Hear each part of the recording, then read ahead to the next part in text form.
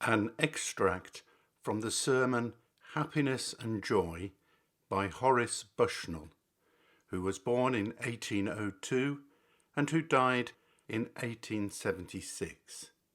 He was an American Congregational minister and theologian. Christ enters the world bringing joy.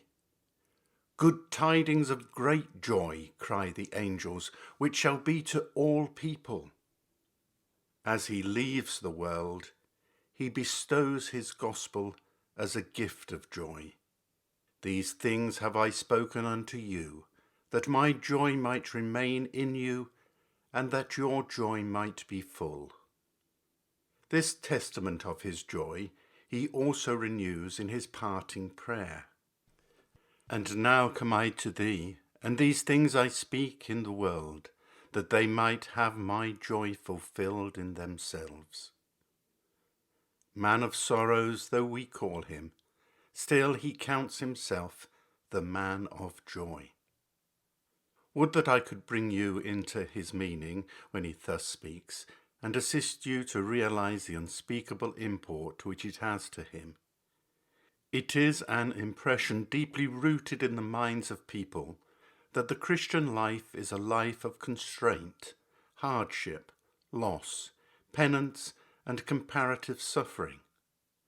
Contrary to this, I shall undertake to show that it is a life of true joy, the profoundest and only real joy attainable, not a merely future joy to be received hereafter as the reward of a painful and sad life here, but a present, living and completely full joy, unfolded in the soul of every person whose fidelity and constancy permit them to receive it.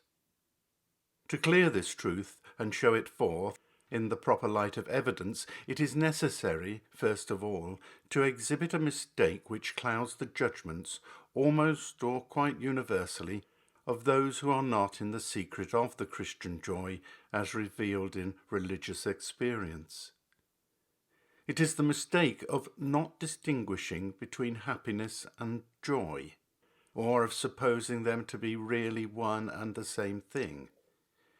It is the mistake, indeed, not merely of their judgment, but of their practice, for they all go after happiness without so much as a thought, more commonly, of anything higher or better. Happiness, they assume, and in their practice say, is the real joy of existence, beyond which, and different from which, there is, in kind, no other. However, there is a distinction of kind between the two, a distinction beautifully represented in the words themselves. Happiness, according to the original use of the term, is that which happens, or comes to one by a hap, that is, by chance or favourable condition. Some good is conceived out of the soul, which comes to it as a happy visitation, stirring in the receiver a pleasant excitement. It is what money yields or will buy: dress, equipment, fashion, luxuries of the table. Or it is settlement in life, independence, love, applause, admiration, honour, glory, or the more conventional and public benefits of rank, political standing, victory, power.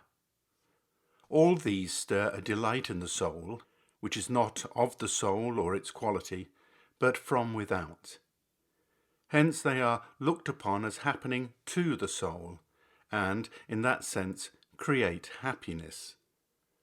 We have another word from the Latin, which very nearly corresponds with this from the Saxons, that word being fortune.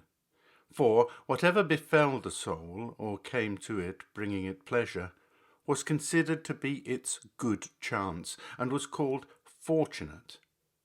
I suppose, indeed, that there is no language in the world that does not contain this idea, just because all humans are after benefits that will stir pleasure in the soul, without regard to its quality. But joy differs from this as being of the soul itself, originating in its quality. And this appears in the original form of the word, which, instead of suggesting a chance event, literally denotes a leap or spring. Here again also, Latin had exult, which literally means a leaping forth.